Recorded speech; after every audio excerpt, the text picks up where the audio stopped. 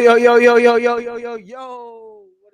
everybody? Welcome to another episode of Kicking with the Crew. Got my guy Matt here with me. It is just us two tonight for you guys, man. Matt, how you doing so far this weekend and tonight, brother? Doing good, man. Doing good. Normal weekend, college football, watched Georgia beat up on Alabama, went to the gym. Here we are. Yep. I been out with the family today and then just got back home, watched a little movie, ate some food. About to get back into it. As we can see, we already got Nathan in the comments. Just gonna be me and Matt, like I said earlier for you folks. I'm still getting this shared around. But yeah, man. Uh yeah, so I'm gonna go ahead and jump into the normal. Kind of want to go right into the Colts, but I'm gonna try and stay on track, and we'll just start this off with last week, man. On Thanksgiving, the Packers beat the Lions 31-24. Cowboys beat the Chiefs 31-28. Ravens beat the Bengals 32-14. I actually went 3-0 on Thanksgiving, picking all of those games. Bears beat the Eagles 24-15. Saints beat the Dolphins beat the Saints 21-17. Jets beat the Falcons 27-24. 49ers beat the Browns 26-8. The Carolina Panthers beat the Rams 31-28. The Jacksonville Jaguars beat the Titans 25-3. Buccaneers beat the Cardinals 20-17. The Seahawks beat the Vikings 26-0. The Bills beat the Steelers 26-7. They were chanting "Fire Mike Tomlin," which is crazy over there. Chargers beat the Raiders 31-14. Broncos beat the Commanders 27-26. Patriots beat the Giants 33-15. And then to start us off for Week 14, the Cowboys lost to the Lions 44-30. Looks like the Cowboys' chances might be over to make the playoffs. And as we all know here as Colts fans, we lost to the Texans 20-16. And I can tell you now, man, it was nothing but frustration for me all Sunday. Kind of wanted, I mean, it was pretty much over with for me. I picked us to lose the game just because of the way things been going. I do pick them every single week, but it just kind of was pissing me off the way the game went, man. Yeah, I mean, I didn't watch it. I definitely sat there and was looking at the score. I knew it was going to be a long game, and I was kind of glad I wasn't watching it when I looked at the score in the second quarter, and we still hadn't really put shit up yet. So, I mean, it just felt like going into that week that game was going to be frustrating. So, yeah, man. So, there's just so many things to go off of from the game and everything. Like you said, you didn't watch it, so I can give you a little recap of basically what kind of happened. I know you say you saw the scores and whatnot, or kind of was like following quarter by quarter. But it was I mean, it just didn't feel right. Like I mean, like every single week we do this thing where we talked about it before, where me and you kind of had some discussions early on in the season with the start of the games and the overtimes and basically the half times and stuff, and how he always has started to take the ball to get us going on offense first. Kind of starts there. Then basically Jonathan Taylor falling off a cliff here. And it's crazy how everybody just forgets how he's the best back in football. I guess basically if you're putting up the stats, people call you the best. If you're not putting up the stats, people just forget that you're even there. Especially the crazy part is when it's not your fault. So like we're not even running, like we completely just decided to stop running the ball, and we get in deficits or even close games, and we just don't run the ball. Like it's been consistently. We've seen it versus the Chiefs, and we've seen it versus the Texans. Now we really will be in a tight game, and then we just go pass, and it's just like we just throw everything away for whatever reason. And it's just kind of been this way since the Pittsburgh Steelers game. yeah, I mean, you and I talked about it early on, taking the ball first.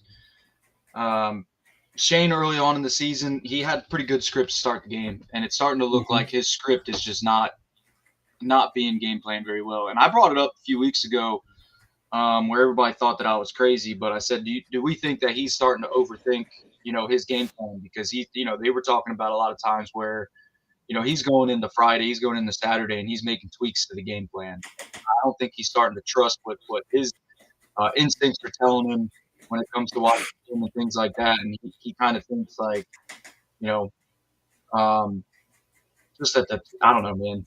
It it's starting to become a mess, and we said it backstage. We're starting to make the haters dance. Everybody was saying the schedule was easy early on. That was why we were where we were. Now we're 1-3 in the second half of the season, where everybody was saying they were going to see the Colts fall off, and it's definitely been happening, and it's frustrating. Yeah, that and that's the part that kind of irritates me as well because it was like we wanted to sit there and just kind of throw it under the rug and whatnot. You never really want to look at other teams across the NFL and sit there and say, "Oh, this is why you're winning." Because you're playing bad teams, just because it's the NFL. But it gets to a certain point where it's like, damn, is that really why you're winning? And when you look back at the teams that we beat, it was literally people made excuses for the Chargers and said that they were hurt. That's why we beat them, even though we were injured at the same time.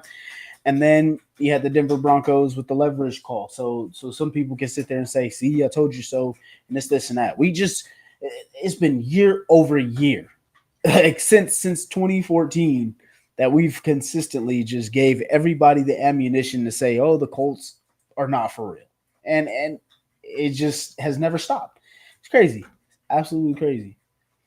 But yeah, man. So this game started out. It was 3-0. Houston was driving, and pretty much this is another thing that's been kind of a tailor tape is our defense has not been bad, but we aren't stopping anybody from driving the football. Like everybody is outgaining us. It almost just feels like Anthony Richardson is playing quarterback again, and we just know the possession for us is just dying. Like we do not hold on to the football anymore for very long, and teams are just holding the ball against us for very long. So yeah, it started 3-0.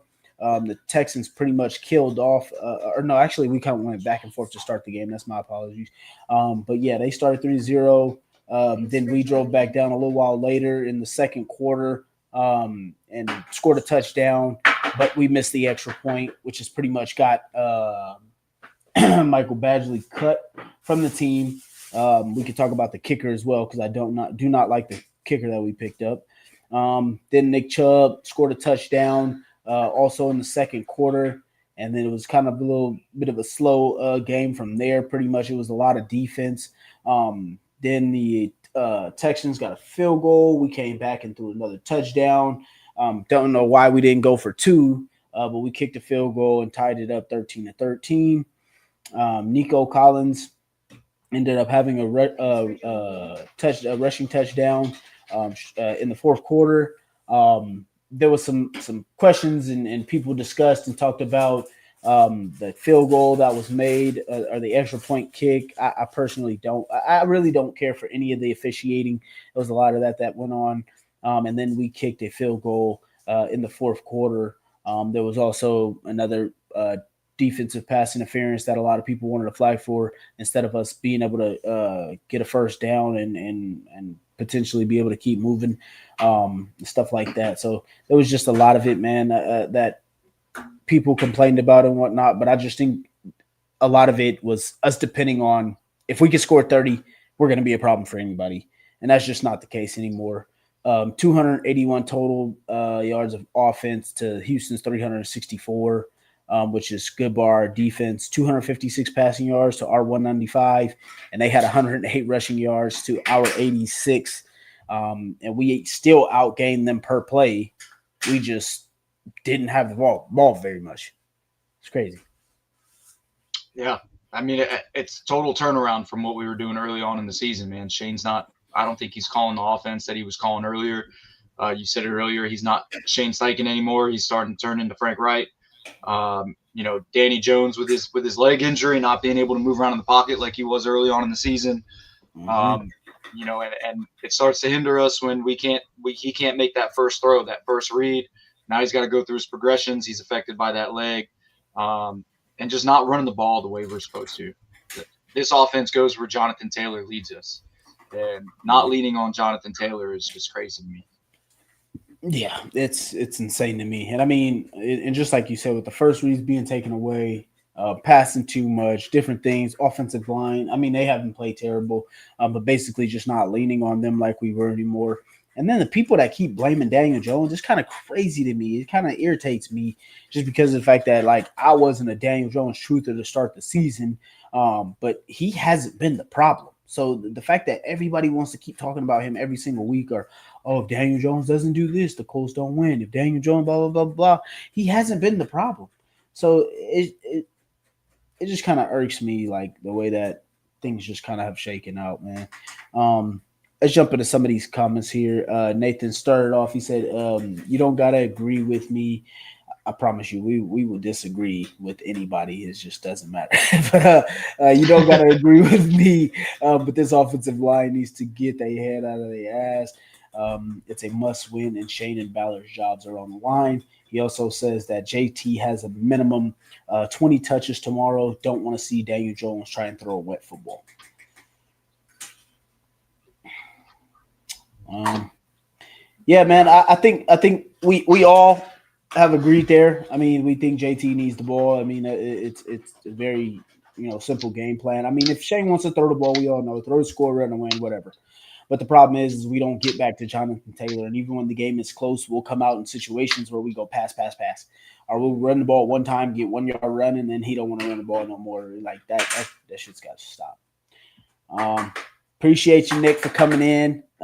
Jags fan coming in here. Pooval, welcome in. Appreciate you for giving us a view. What up, Tress? Appreciate you coming in. He says, "Hey, Matt and Leroy, are y'all for the Hoosiers or the Buckeyes?" Who you got, Matt? Hoosiers. Got the Hoosiers. Yeah. I don't really have a rooting interest. Maybe. It'd be cool for for Indiana to get the win just because they haven't. I guess supposedly they haven't. What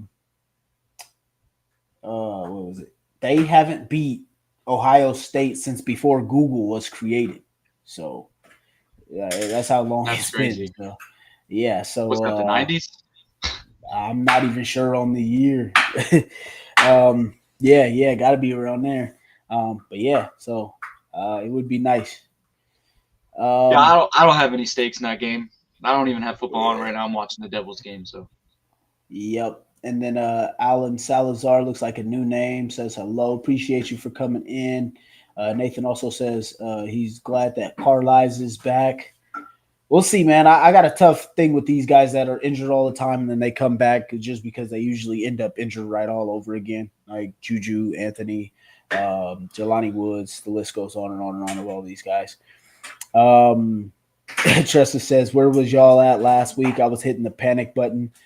I didn't hit the panic button. I mean, it just kind of things have just been kind of sketchy for me since we beat Atlanta. I thought that we could beat Atlanta. It didn't look right. Didn't go well for us. We didn't play our best game. Still came out and scored 30. And then, we get into the bye week and could have fixed some stuff. So I wasn't necessarily panicking just because the way I kind of seen the way things were going after we lost to Kansas City. I didn't want to, I wasn't hitting the panic button. I just think that there are certain matchups that would get the best of us. So, yeah, we all got busy last week, though. That's pretty much what happened. I wouldn't even say panic button. It's kind of just like this is the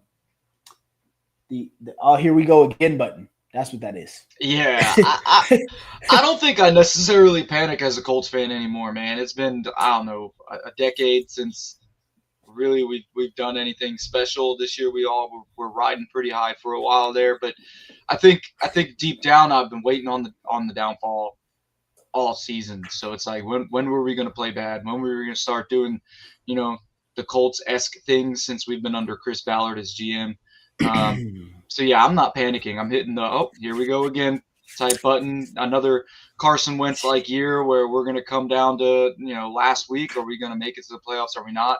Which is starting to really look like the same season because it was against Houston that year as well, and we missed it from a drop pass to Tyler Goodson. I swear to God, if that happens again, uh, Tyler Goodson can just get fucking booed out of goddamn Indy. But Yeah. I'm not really panicking. It's just year in, year out, same shit. I just want them to prove us wrong. Yep. Exactly. So, yeah, I'm not too sure about any of it. I just like you said, it's the same shit. I'm almost getting to the point where I need to think. I need to find a new hobby because my sports teams have got me fucked up. I'm just sick of it, man. Every Yeah, damn year, the every damn Devils are year. on like a 4-game losing streak. We're losing right now. That Philly's got beat out of the fucking playoffs, and the Colts are now on a downward Oh, spiral. pick. So yeah, Yeah, I mean, same thing here, man. Gators went 4-8. Lakers. I mean, we're kind of good right now, but I mean, Luca and LeBron are hurt; they're out right now. The Giants stink. I mean, just like every other goddamn team. So it's like, oh my god, bro. Especially with the Colts though, because like the Colts are the team I look forward to the most, and yeah, it's like either we're mediocre or oh yeah, we're doing good. All we got to do is this and we'll make the playoffs or we'll do this or whatever.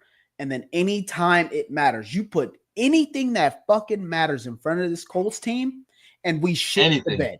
anything. And I Anything. was I was I was saying it in the chat to Trev and Zach. I was like, it's not even that we lose and play bad. Like I've watched other games, primetime games, things like that, and teams lose, but they play really well.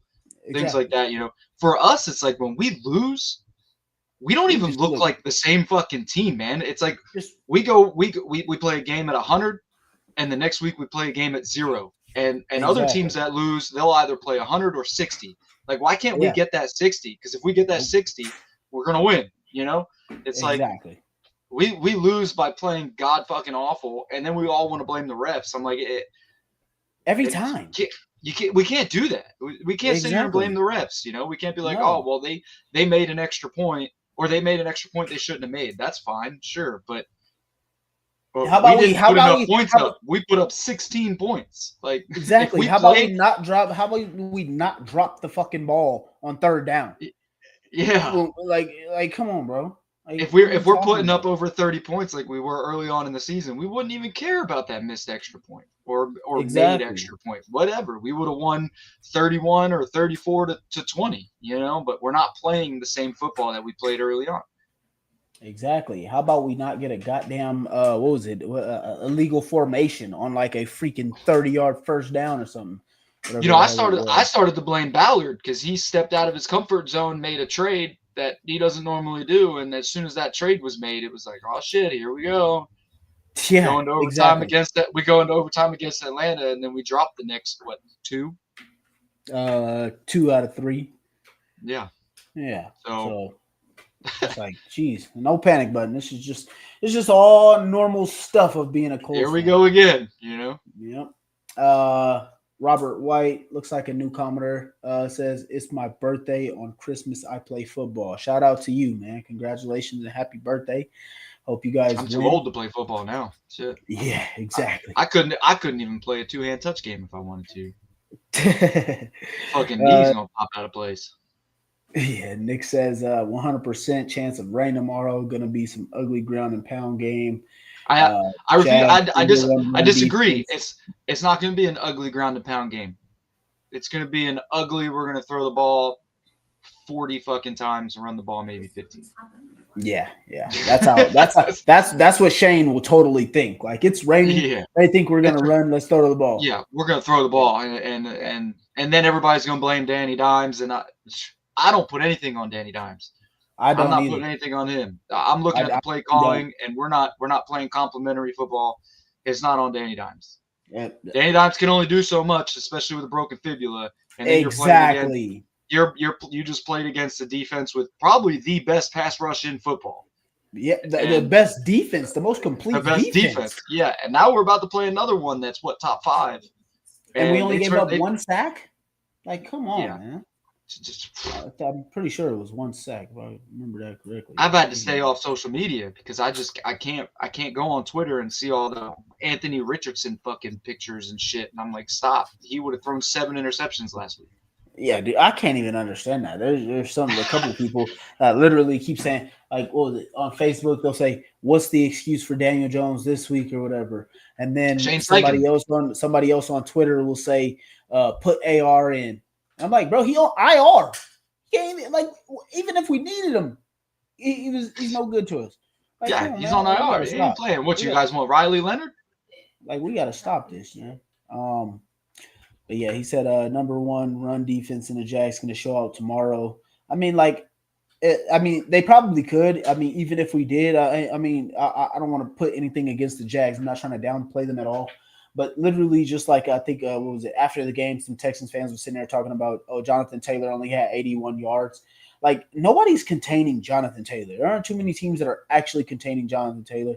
We just will stop running him the ball. So I get people want to say whatever they want to say. That's how it works or whatever. That's how you win your argument because you can pull up the stats or whatever. But I truly don't believe there's ever been a time where somebody's really just shut him down. It's like we will just stop running him the ball. What drives me crazy about when Shane gives up on the run game is when he just runs like a halfback dive or an inside zone with no misdirection blocking, no misdirection whatsoever. Exactly. And JT gets stopped for 1 yard. If you look at all of JT's big runs, his 10 plus, his 20 plus, hell, his 80 plus yards, they're creative. They've got tight ends blocking down across the line of scrimmage. They've got guards pulling, tackles pulling, like misdirection runs. That is where Jonathan Taylor thrives. When you're blocking down, you're not just blocking straight up. And he just gives up too early on the run game. He's like, oh, well, 1 yard here. We're going to throw 7 times before we even try to run the ball again. And it's extremely annoying. It pisses me off, man. Yeah, Nathan says here, fire Shane and Ballard and start over. I'm not there yet. I really can't say I'm far off from this. I really can't. I'm not far off from it, but I mean, here's the thing: if we have another fallout where we don't make the playoffs after starting 8-2, yes, I'm 100% on board with this. If we make the playoffs, if we win a playoff game, don't be surprised these two guys aren't going anywhere. You don't fire people after making the playoffs. But if we don't make the playoffs, if we lose out, yeah, dude, both these guys need to be fired. Clean fucking house, man.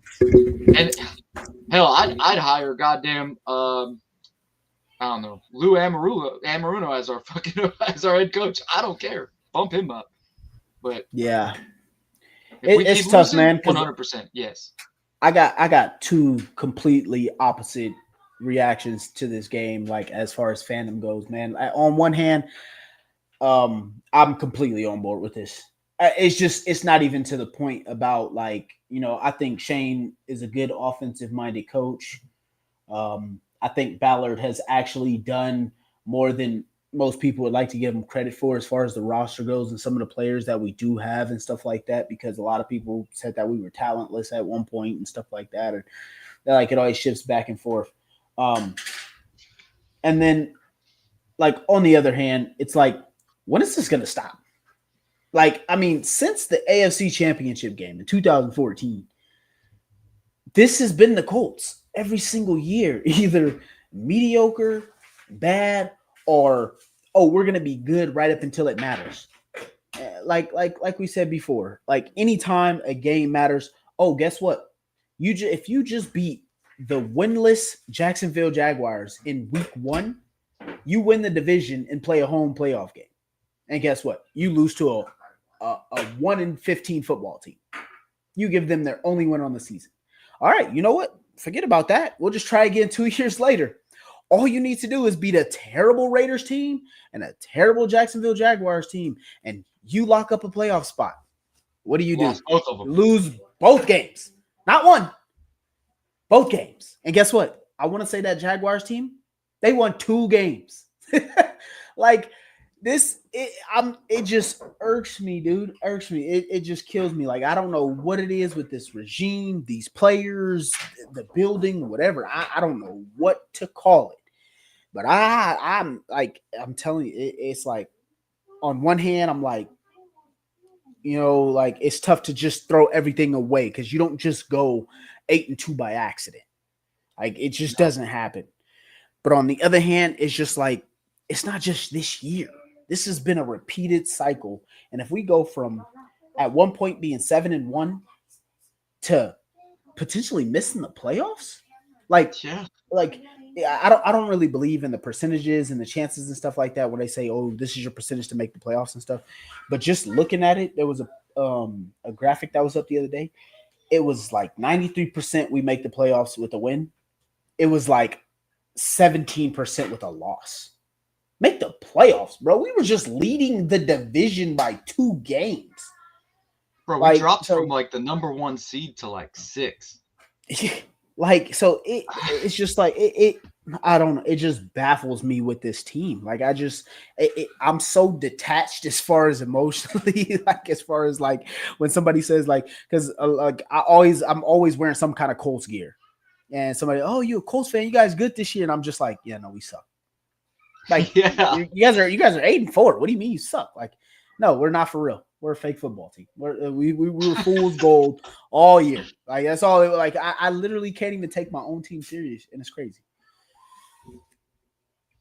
And so, on the other side of it, though, it's kind of just like, don't overreact, because it's like, we still got, I think, like 5 or 6 games left. And it's like I said before, I think it's more so that we've beaten ourselves rather than have truly lost to anybody. Because if you think about it, we went from averaging 30 and being one of the worst pass defenses in the NFL to now barely scoring 20 and literally holding every team to like 20 points a game. So it's like, if we can find it, get back to what our offense should be doing, then we can right the ship. It's just, my problem is I have zero faith that we're gonna do it. That's the problem. It just goes back to Jonathan Taylor, man. It's every game we've put up 30 plus points on. Jonathan Taylor accounted for at least 21 of those points. Yep, every single one. Like, every single one of them. So he was scoring 3 touchdowns a game. I mean, what he's got 5, 6 games, I think, of 3 touchdowns. I believe I want to say it's 4. Something like that, man. Because he got 15 touchdowns total.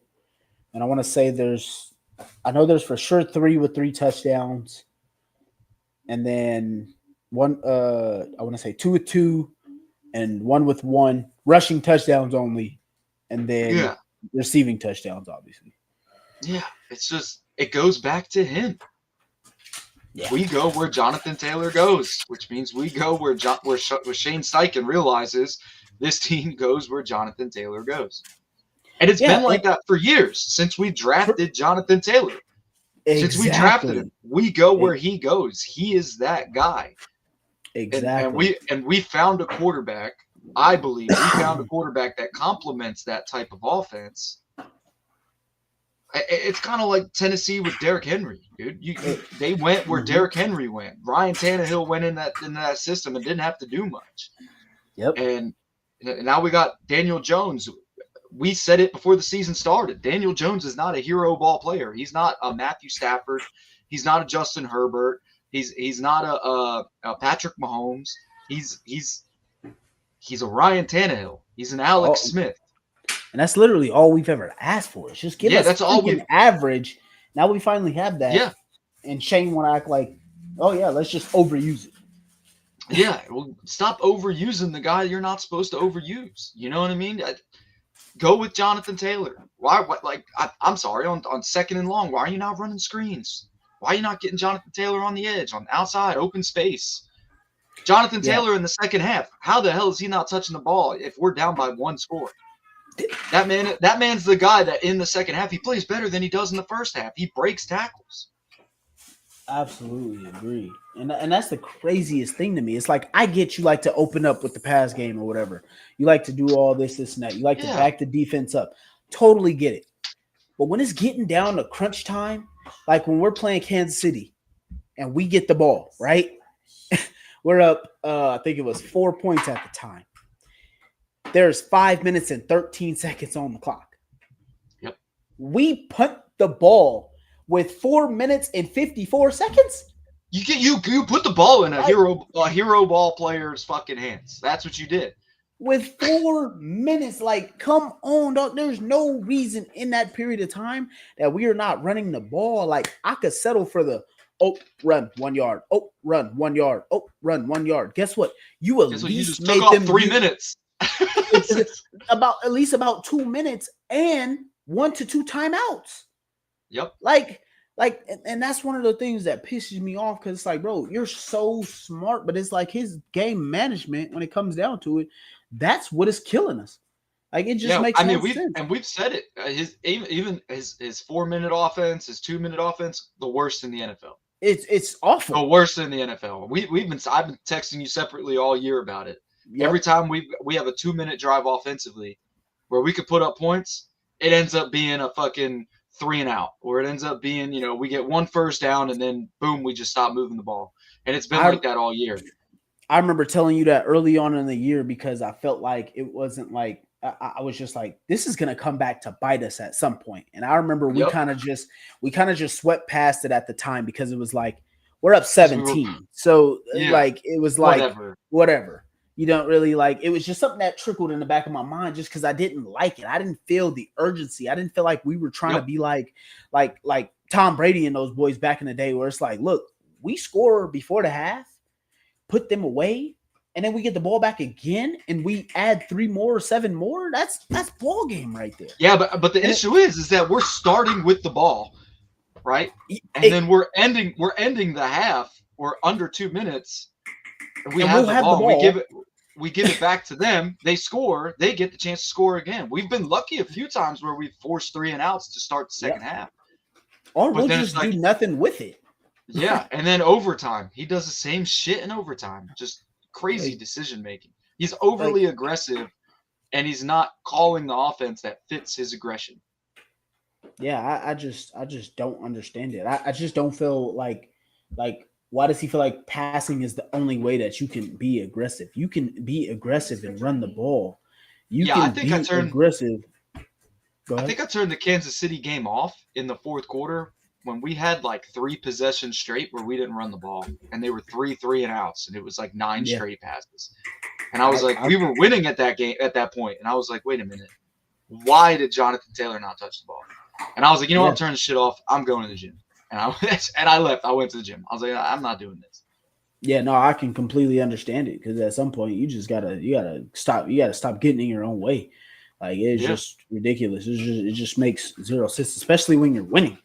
Like, what are you even still throwing the ball for? Like, if you're in a fourth quarter with under 8 minutes, just run the ball. with an 11-point lead, all you need to do is kill clock. Like, you Yeah, take your just win run and the go ball. home.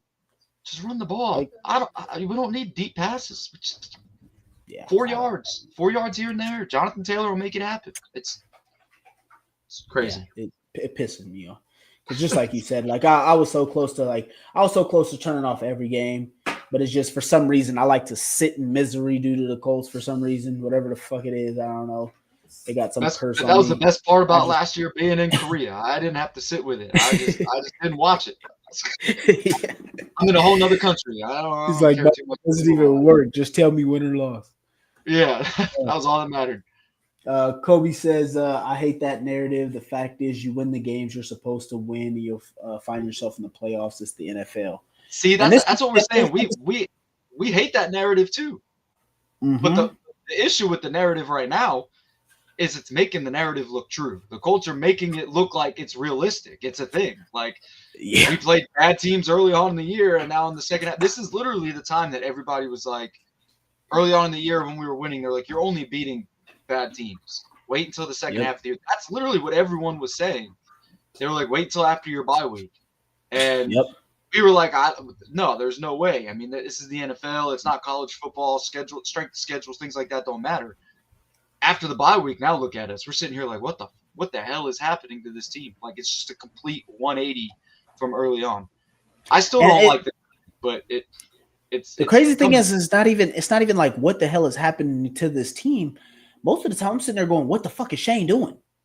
That's what I'm saying most of the game. Like, because like I'm looking at our defense. Our defense is playing well. I mean, outside of, there's been some drives where we're getting ran over and guys they're just keeping the ball for way too long. Like, we're not forcing enough turnovers. Like, we've still been averaging 1 a game, but like we need the defense to be more opportunistic. But that's a different conversation. But we're holding teams, making them kick field goals, and it's like, hey, Shane, wake up, dog. If we just consistently get 3, you're eventually going to get a touchdown. Like, why is our offense just falling off a cliff now? Like, it's just crazy that that's the part that's happening with it all. It's like we can deal with some of it, like you said, after the bye week. It's like, okay, you're gonna play some tougher competition. Your points should drop like 5-6 points. They should drop by 11. Half. like, like you just cut our offense in half completely. Yards, points, everything in half. That's just unacceptable. And Kansas City doesn't even have that good of a defense. So make it make sense. The best defense we've played so far this second half is Houston. And we still moved the ball against them. We just had penalties that had dropped us back. And then a lot of it was his play calling. And obviously, Daniel Jones can't move the way that he wants to move. But we had drops in that game on crucial downs. I want to say we had a penalty on another big play that we had to I can't remember if it was, I want to say it was Josh Downs. He had another big play in the game and there was a penalty on it. But it's just, that's another thing. Penalties are killing us too. We keep getting those at crucial times. I mean, we've had those all year. We've had issues with those all year. It's just getting worse and worse and worse. Yeah, it's crazy. Let me see. Nathan says Shane gotta go because he stopped letting JT run the ball, and Shane cared more about passing the ball. Shane gotta go. I hear you on it. I'm not gonna stay too stuck on it, but it's just I think we still got more football to be played, but he definitely has to get back to what we need to do. Dave was telling me stop that Lakers talk. It ain't too much going on, man. Just a little bit, Dave. Just a little bit. Nick says, this is the Jags fan. He said, I understand the negativity for y'all, but to be honest, I think the Colts are turning the corner. Mama Ursay gonna have y'all right the next few years. Just got to get her own GM.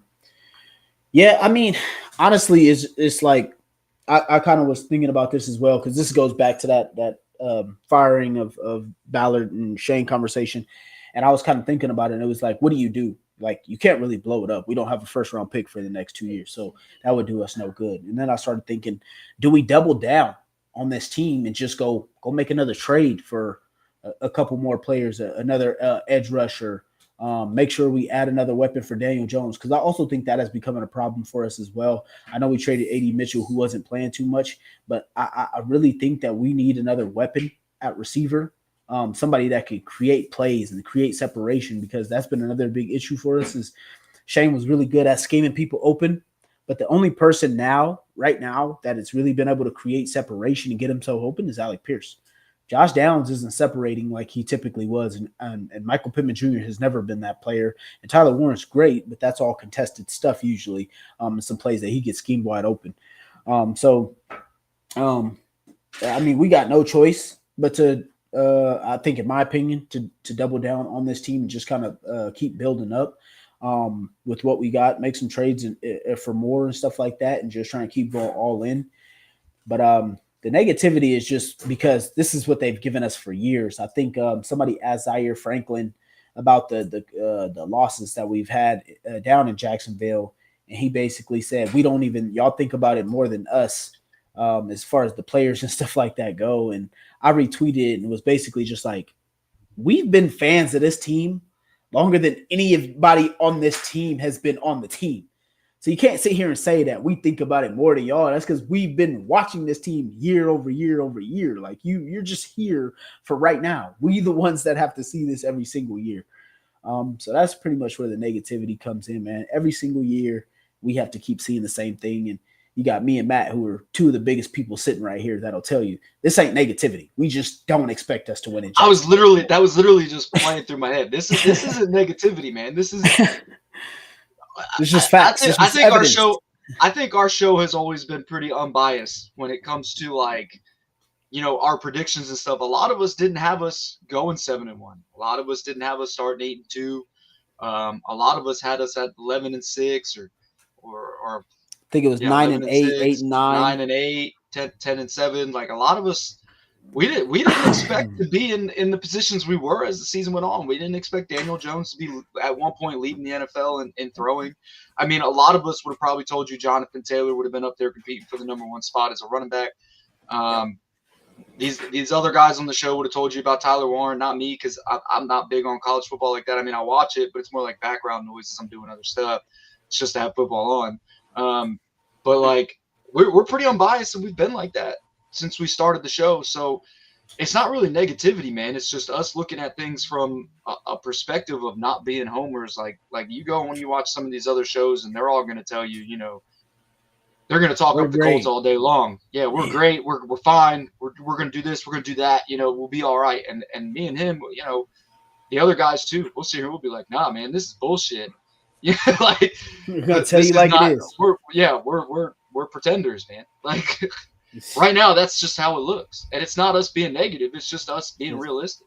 It's just the facts. It's just the facts. Chester says, "Let me ask y'all this: we have 5 games left.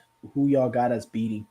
So my prediction basically right now to end the season, which like this is basically like if things continue to trend the way they are, I basically got us going 1-5 or 2-4 down the stretch. Like that's basically where I'm sitting currently right now.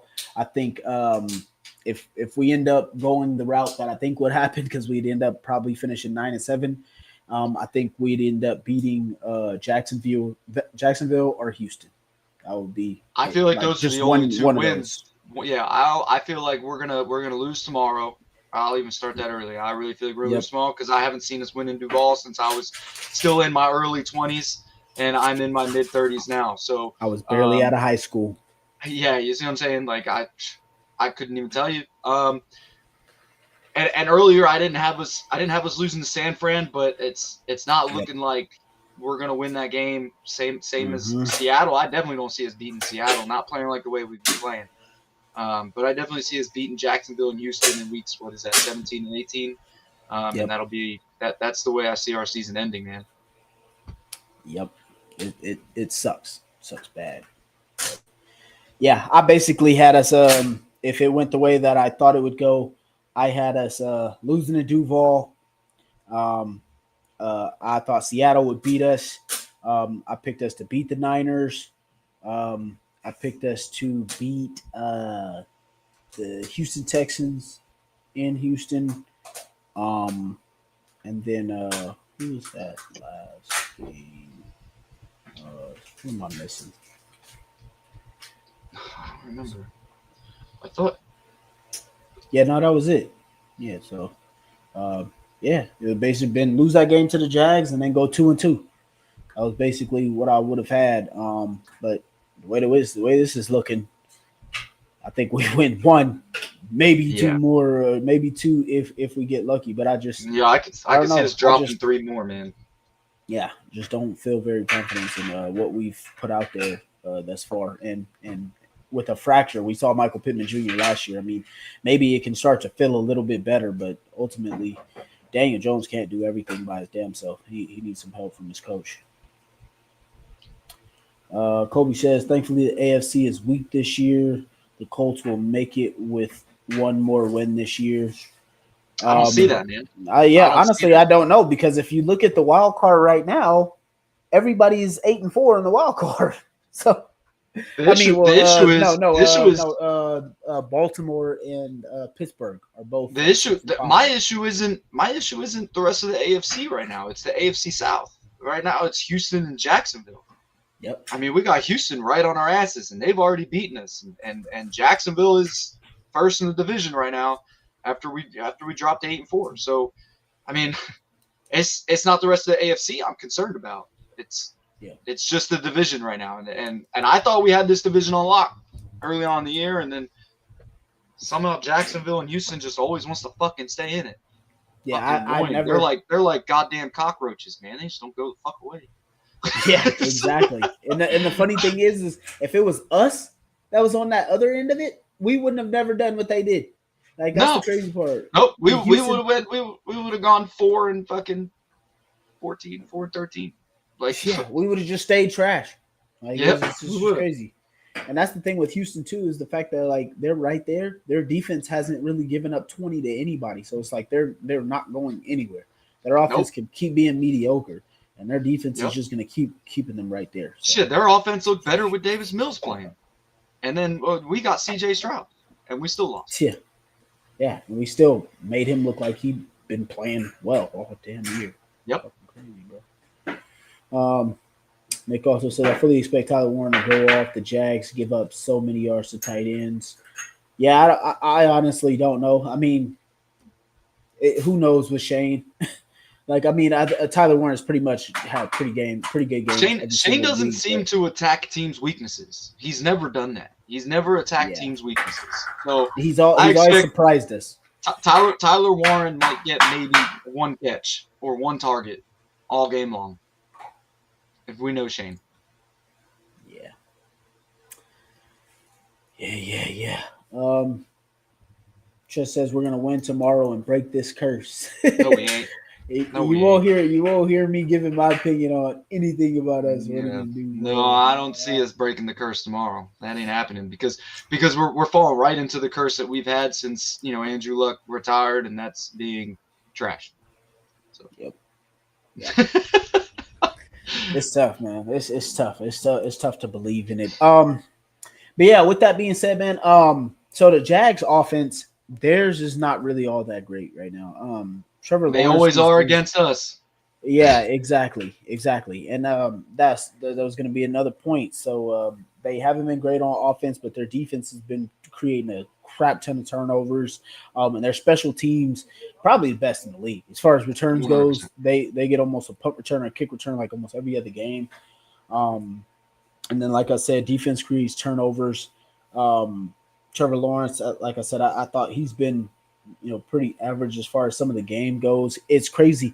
A crazy stat about him when his team is either like the score is even or they're behind or his team is ahead, he sucks. He's not very good. Yep. But when his team is at a deficit, he's almost elite, like one of the best in the game, which is crazy. My issue with Jacksonville is that Trevor Lawrence always looks elite against us. Yeah. Against us, that dude just picks us the fuck apart, man. It's always those rollouts, those goddamn play action plays, man. They just kill us with those, man. Yeah, I think I don't know his stats off the top of my head, but I know he has it's like over double digit touchdowns and like 2 picks or something like that against us. Like Trevor Lawrence just kills us. Yeah, so I basically had tweeted out when I saw we're 1 point favorites, I think it is, or 1.5 point favorites versus Jacksonville tomorrow. And I tweeted out, I said, we're 1.5 point favorites with everything that people know about the Colts versus Jacksonville in Duval County. I was like, we might lose by 30. The way this shit might look tomorrow, that's better as just one money right now. Yeah, that's it's annoying. It's absolutely annoying. And I think I'd feel better if we were going into tomorrow as underdogs. Exactly. I think it would make more sense to me if we were going in as underdogs. But the fact that we're going in as 1 point favorites, I'm like, yeah, no, this is an L. Chalk it up. It would make me feel so much more better if they said Jacksonville are 8.5 point favorites at home versus Indianapolis like this week. And the most annoying part of it is I feel like we're going to lose. I think we're going to lose. Even though I think this team should. I mean, there's been plenty of times where I thought we were better than them and we still lost. But it's just the most annoying part for me is knowing that and we could still end up making the playoffs or whatever, or anything like that. But to sit here and think and know that I have to hear all week about how the Colts are just falling further and down and how we lost to this team, even though I already knew what should have happened and what was going to happen, just the fact that I have to listen to it. That's the part that just annoys the hell out of me. Yeah, I stayed off social media. I didn't listen to any podcasts this week because I just did not want to hear about it. I didn't want to hear the amount of times people were like, "Oh, Colts haven't won in Jacksonville since 2014." I didn't want to hear it. We're gonna hear it tomorrow as soon as the game starts. It's gonna be one of the big opening headlines. Yep. And that's gonna start my day of being like, well, fuck me.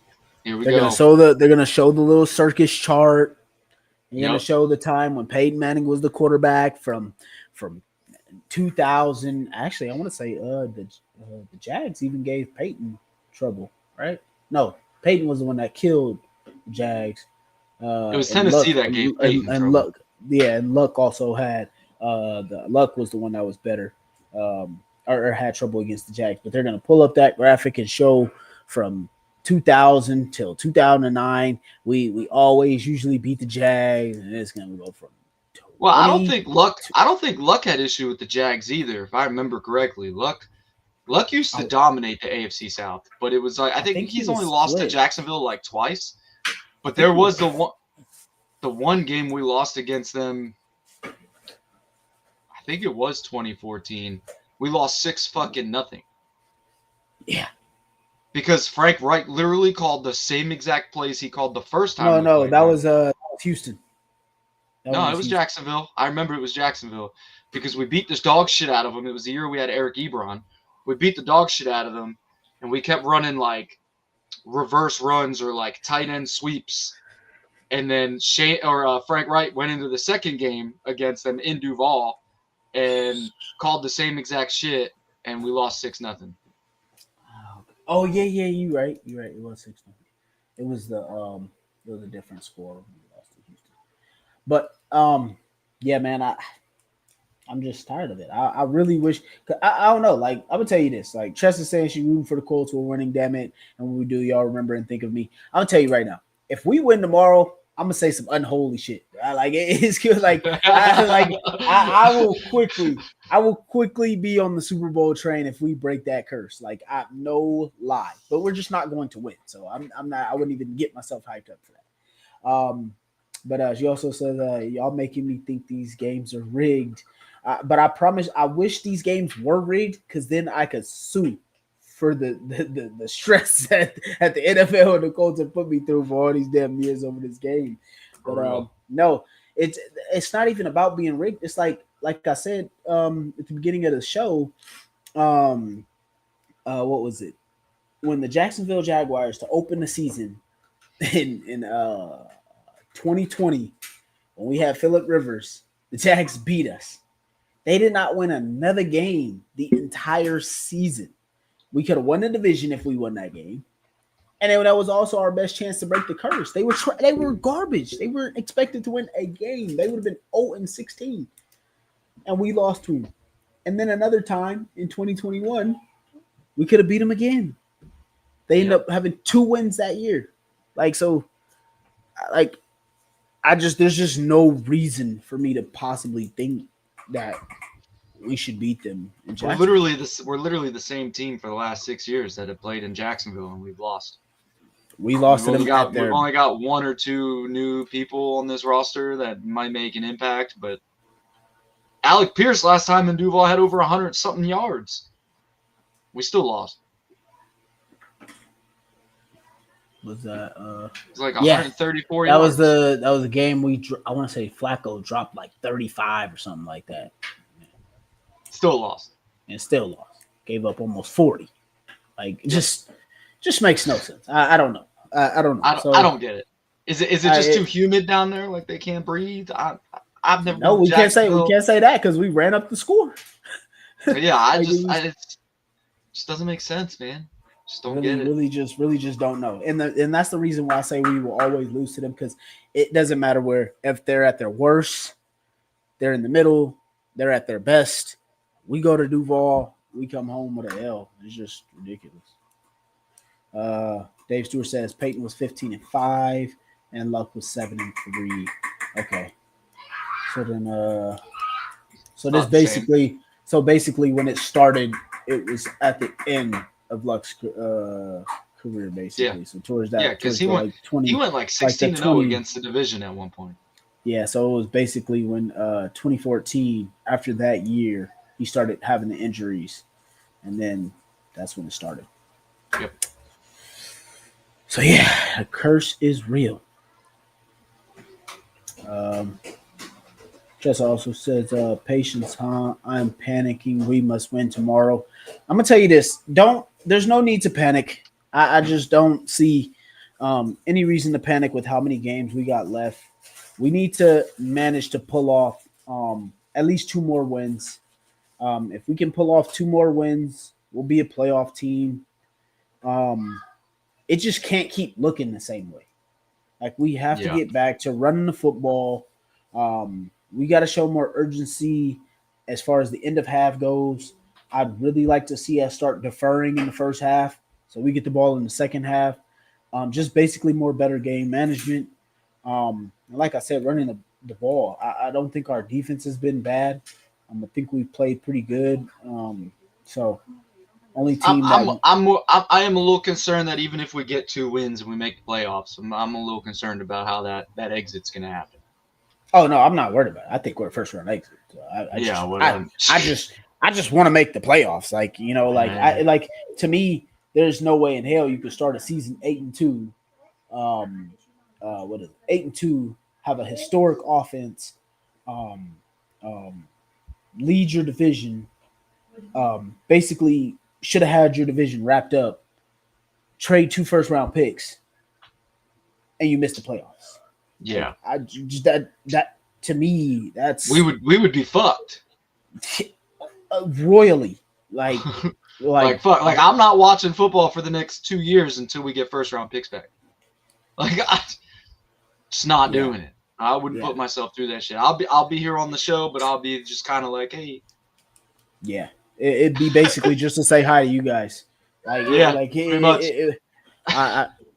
Like there's just no way. Like I'm not saying it can't happen. I'm just saying it can't happen. We can't have it. Like especially after we traded for Sauce, we just can't have it happen. Like we got to make the playoffs. Got to have some kind of positivity moving into next year, something to build off of.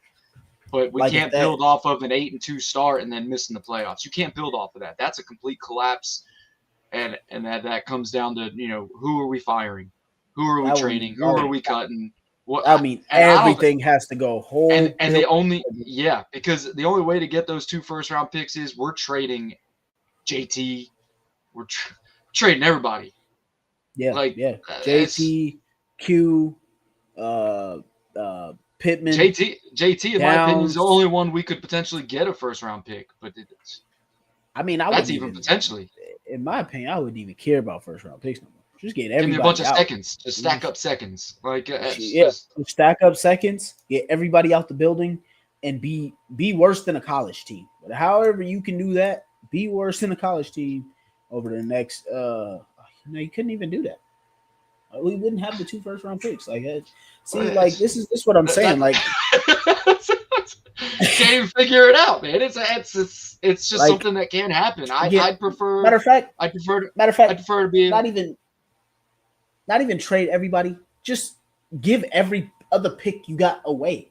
Bring so many players in the building that there's no way this team can't get better the next year.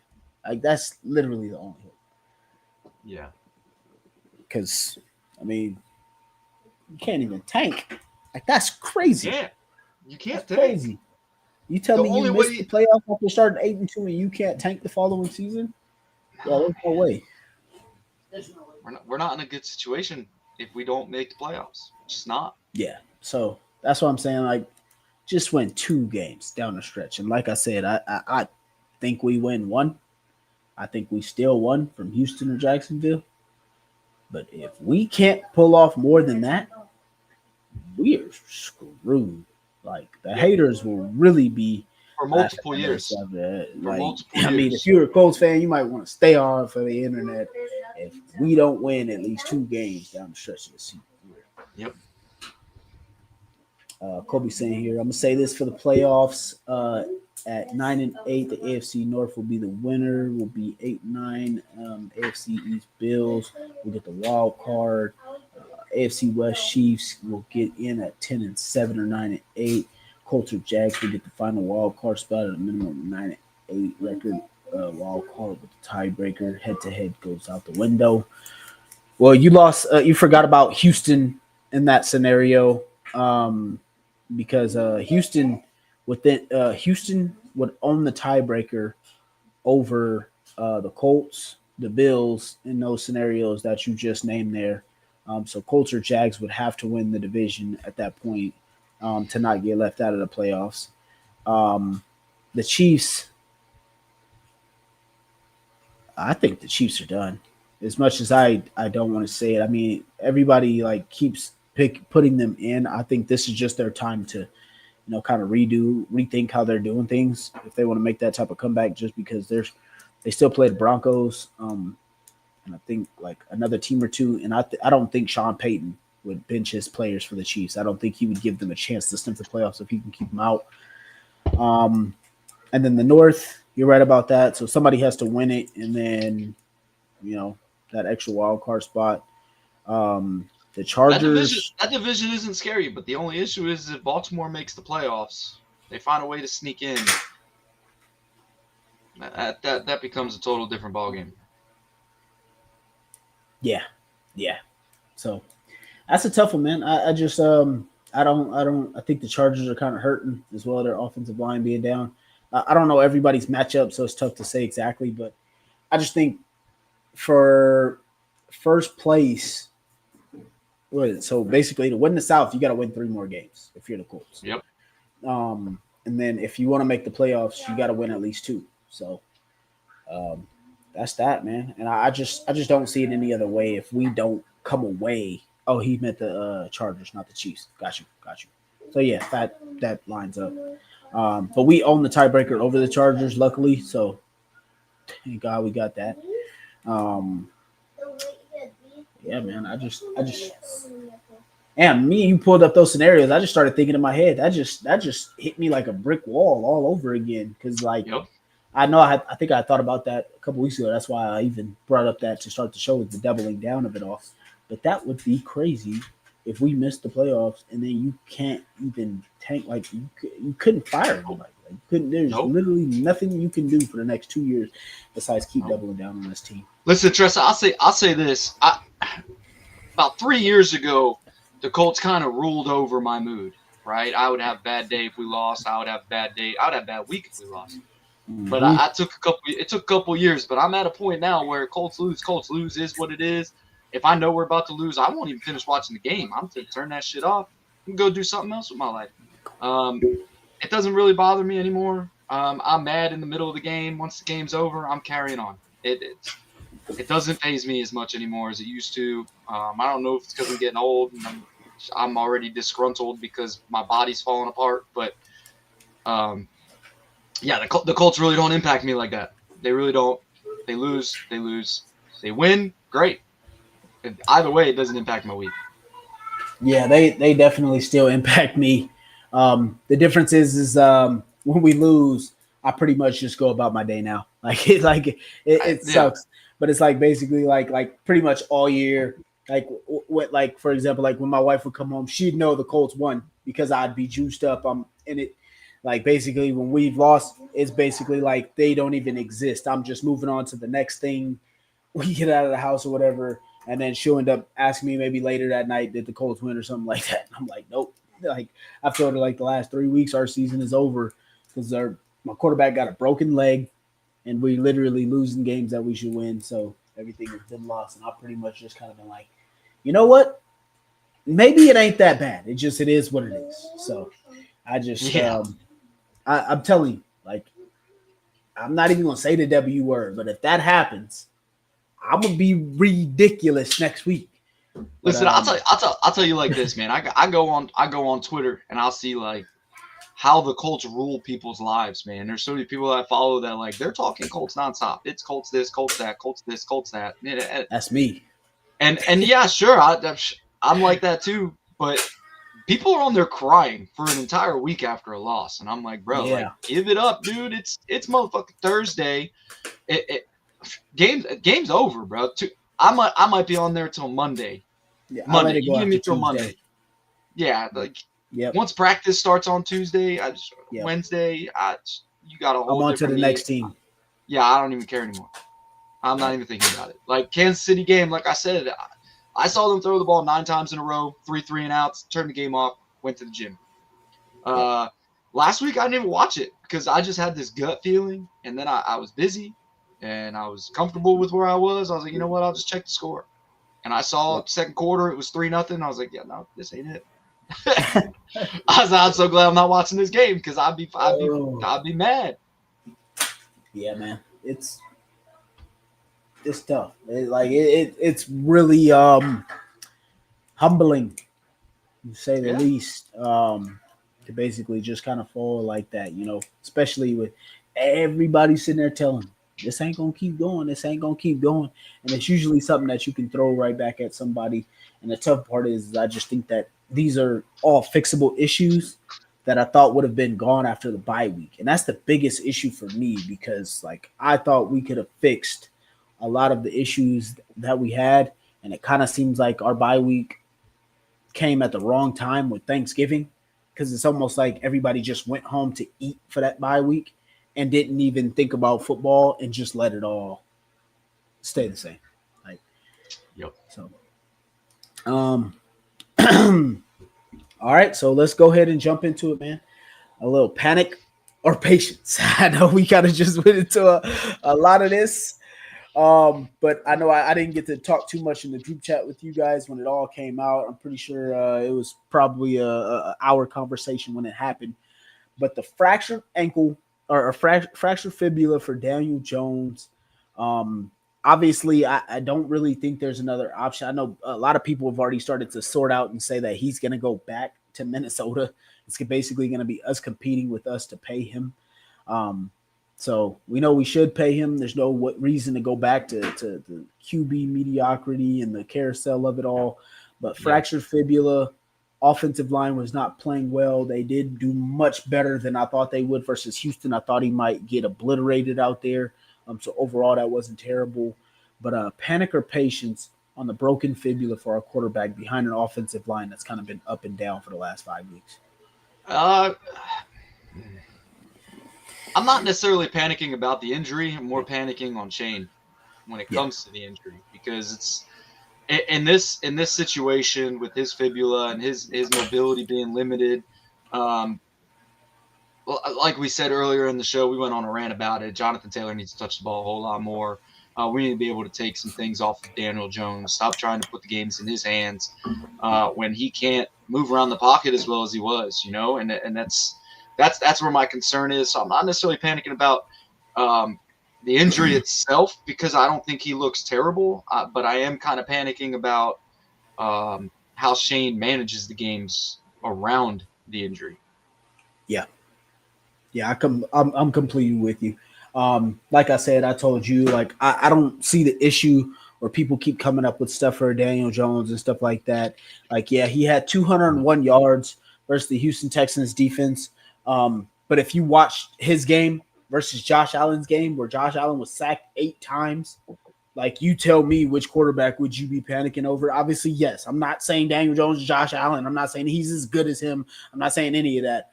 But I think if you're panicking over what you've seen from Daniel Jones, I just think you're completely false and in the wrong. And I think you need to stop watching football or stop trying Yeah. to judge quarterbacks. I have patience with Daniel Jones. I don't think he's the problem here. I really think his head coach and his play caller needs to help him out. And it really would be nice for some receivers to get back to what they normally do. Josh Downs get back to separating and stop dropping the goddamn football.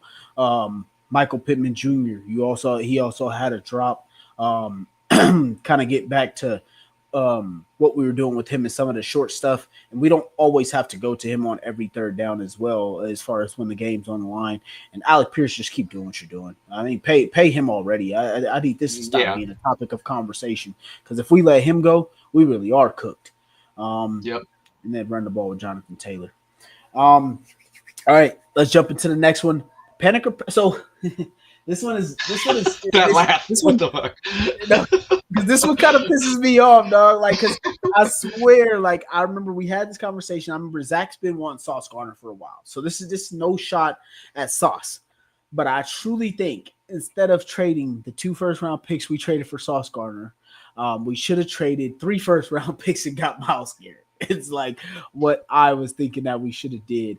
But basically, since we've traded for Sauce Gardner, he came in, and I think he was already dealing with some injury. He'd been limping for a couple of weeks, and now he's got a calf strain. They're not saying he's going on IR, but we basically seen our lockdown, no-fly zone secondary for basically 17 plays is what I've been calling it. Panic or patience with Sauce Gardner and his defense to where we just keep taking injury after injury after injury. I mean, this was a panic or patience that we had early on in the season because we were taking injury after injury after injury, and even before, I know that we were kind of getting torched a little bit, but we still weren't letting up a lot of points. So, when we looked at that trade, I was pretty hyped about actually making a trade, and then getting a guy like Sauce Gardner, I think, is good for any defense. But when we looked at where we were really struggling, I really thought that it was more of a pass rush. So I agree. I think we should have went after a guy like Myles Garrett, Max Crosby, Trey Hendrickson, something like that on the front. I don't think I'm really panicking though when it comes to Sauce Gardner and the injuries. I think because we've seen plenty of our second, our second or third string DBs this season. I'm not really panicking over the secondary right now. Yeah. I just realized that your the bottom name was 8-5. But I have no faith about tomorrow, man. Yeah, no, I don't either. But yeah, I'm panicking here, man, just because of the fact that we gave up 2 first-round picks, and this is the same conversation that we just had. And it's like to think about what you can do. Like it's basically when you trade those 2 first-round picks, you're going all in on from the top down, from owners letting Ballard know to GM to head coach to quarterback. You're all in alignment saying that we're into this to do this. And I'm just kind of irritated at the fact that he can't stay on the field. It's not even about play. I think he's been pretty good. I know a bunch of people try to call him out and say he did this, and that, blah, blah, blah, whatever. But he literally was playing pretty good. And I know Nico Collins had a decent game, but between Sauce Gardner and Charvarius Ward, they gave up a total of like 8 catches for like 70 yards or something like that between the 2 of them. So I have no problem with the 2 of them and the way that they were playing. But it's just the fact that – go ahead. I'd say when it comes to injuries, I've been saying this for years, man, and I've been saying it. I'm going to say it now. I'm going to drop it again. If I'm panicking about injuries, I'm panicking about our medical staff and our fucking strength and conditioning coaches because you've been on that. We've had the same bugs for years, the same and they're all non-contact injuries. They're all strains. They're a muscle here, a hamstring there, and it's like they're not serious tears. They're not serious breaks besides Daniel Jones. And we've had a lot of back issues. And that comes down to whatever they're doing in the weight room. You know what I'm saying? They're not stretching enough. They're not, lifting properly, things like that. And a lot of that stuff goes into it, with neck injuries, back injuries, all these strains. That's where I'm panicking when it comes to the injuries. I'm not necessarily panicking about the players themselves. I mean, yeah. I've got a shit ton of injuries. I don't play sports, but it comes from me. I'll be the first to tell you, I don't stretch ever. So it's like, I know damn well that like when I tore my ACL playing fucking semi-pro football back, 7 years ago, I didn't really stretch before that game. I mean, I did, but I didn't plan on playing in the game. I was a coach. They needed somebody to go in. I took my goddamn pants off and I had my pads on underneath. I threw my shoulder pads on, went in and played. And I tore my ACL. It comes from that. You know what I mean? Something is going on within the staff that it's just not working, and it hasn't been working for over 2 decades because we've had the same bug forever, as long as I can remember being a Colts fan. Yeah, it's tough, man. I'm my thing. I mean, it's tough for me to say. I know you've been on it for years, consistent with it. I personally just don't say the staff just because I don't know anything about or what they got going on behind the scenes and stuff like that. And like Tressa even says, like when Sauce came over, he came with a concussion. He was already in concussion protocol. And then like the fact that we've lost Buckner, we don't know when we're going to get him back. And that's really been killing us as well. So concussions are tough because concussions are happening all over the league. I mean, they're getting stricter on it, things like that. And the only reason I'm even getting more onto the the way the medical staff and the strength and conditioning coaches the way these things are going is because I've been doing more schooling toward that, and it's like as I'm looking at it and as I'm learning, with my master's degree, that I'm working toward and my personal training certificate, all that stuff. It's like, what are they doing in the weight room? What are they doing to prepare these guys week in and week out when they're getting these non-contact injury strains and things like that? That's why my concern is there more than it is the players. Concussions, I mean, there's no real way to prevent those considering the game. The game is contact. It's going to happen. For sure. But the calf Kind of like strains, the they're kind of preventable. goes back to the same thing with like Jonathan Taylor getting his ankle like pretty much every other year Yeah, it's every preventable. year since his rookie year. Yeah, these things are preventable, and it boils down to how they're being prepped and how they're being conditioned. Yeah, yeah. So, yeah, I'm just tired of seeing the injuries, man. We can't keep dropping like flies. I mean, this is a point where in time where you're supposed to play your best football in November and December. We went 1-3 in the month of November, and we've started. We haven't played in December yet, so we'll see how that's going to go. But then you also should be getting healthier down the stretch, and we could possibly be getting that way, but it's just Yeah.